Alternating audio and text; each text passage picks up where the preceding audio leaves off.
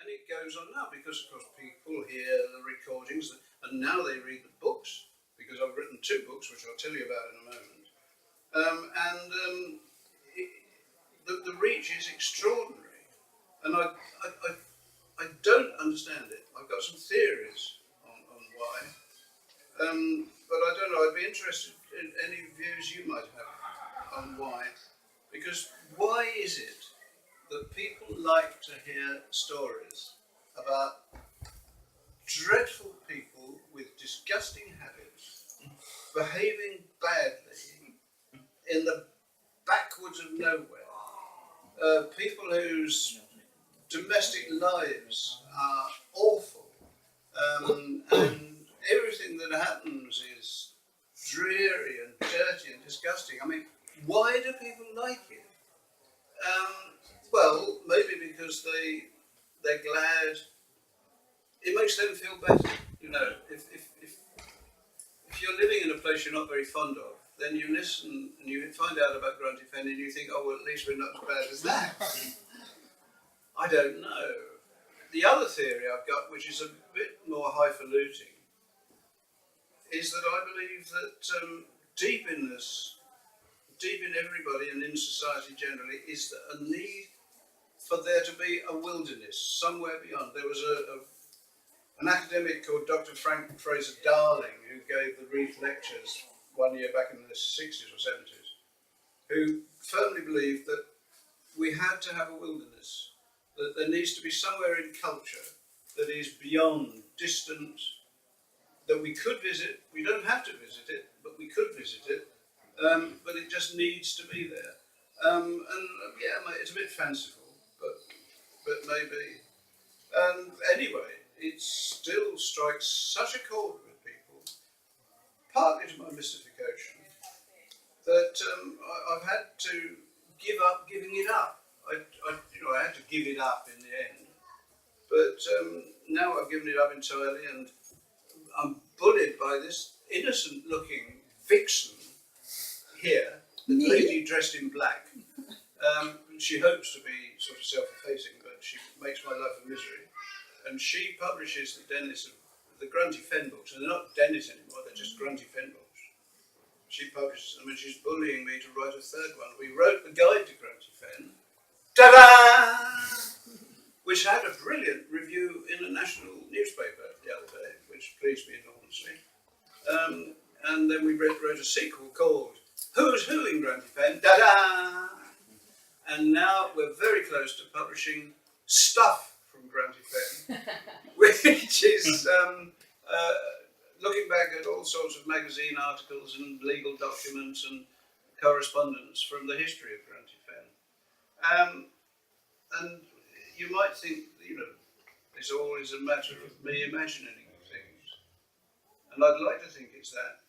But what I've discovered, one of the things I've discovered about Grunty Fen, is that however wild you try to make your imaginings, it can turn out that the truth is is more awful. And I can give you several examples, and I'm glad you agree with me, but I'll give you, maybe you know some more, but I'll give you some examples.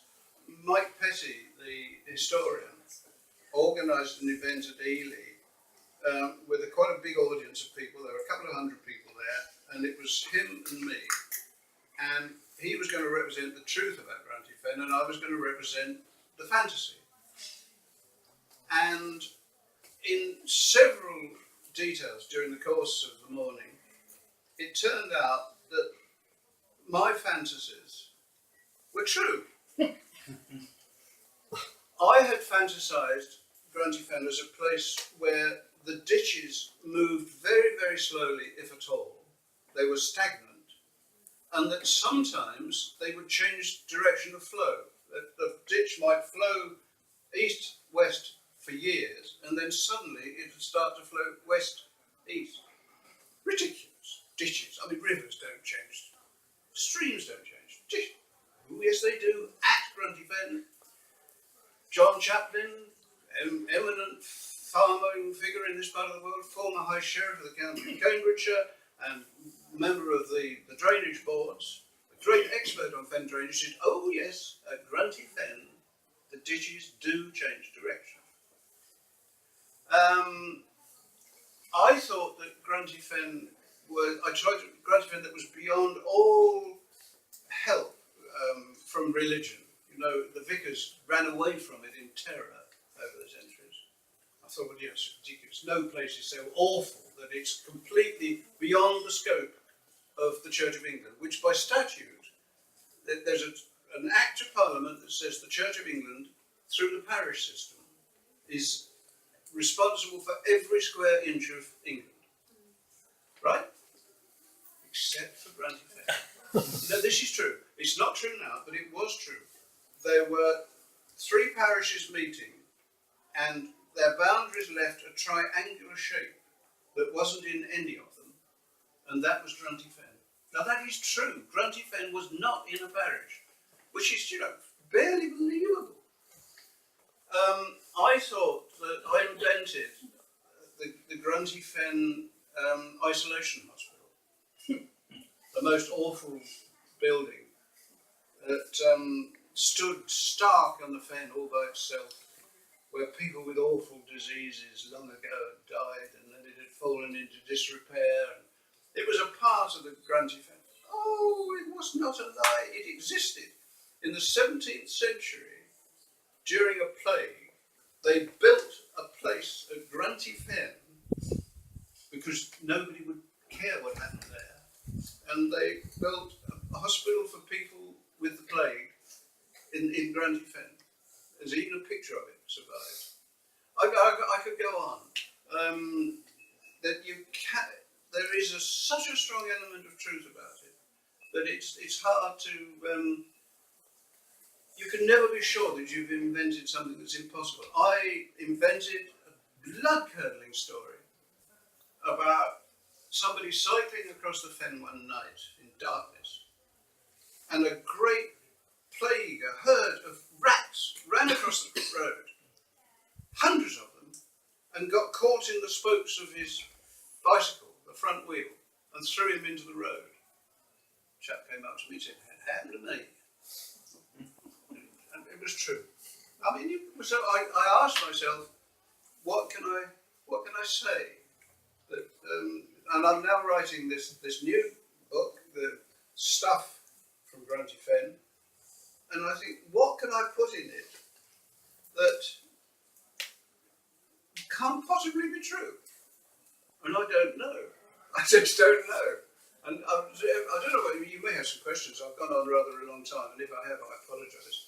But I'm interested in what you've got to say as well as what I've got to say. And I wonder if you have any thoughts on why, after so long, it's now been going for 27, best part of 30 years, I think. It's rather more than 30 years. Why? I mean, it's a load of nonsense, isn't it? It's a load of nonsense. No. We live in a place called Watlow Fen, which is a duck river wash. Yeah. And what makes us laugh is that it's so true to the area. It's the characters, the places, the events. You know, house leading into the drain. Oh yeah, the leaning house. Yes. Rats are a big problem. There's something about. Sorry, I didn't mean to interrupt, but I've got to get away. I've got a load of animals I've got to go and care for. But there is something about the fens. I think whatever fen it is, and here we're on the fen age, it's true. But there's a certain humour. There's a certain type of person that was brought up in the fens, myself included, and they're a little bit droll, a little bit different perhaps. Yeah. And that's where that kind of things hang on. And that's all I can say is that don't forget when you're writing about Grunty Fen, the last remaining wall of death over winters. Oh, it does, doesn't it? Of course, because the showman's winter quarters, yes. Is that the last one? The last one. Right. You couldn't make that up, could you? Saw Guy Martin doing the wall of death. Well, that was his wall of death that he trained on, if you know what I mean. I can't think of the man's name for loving a money. Ken Fox. Ken Fox.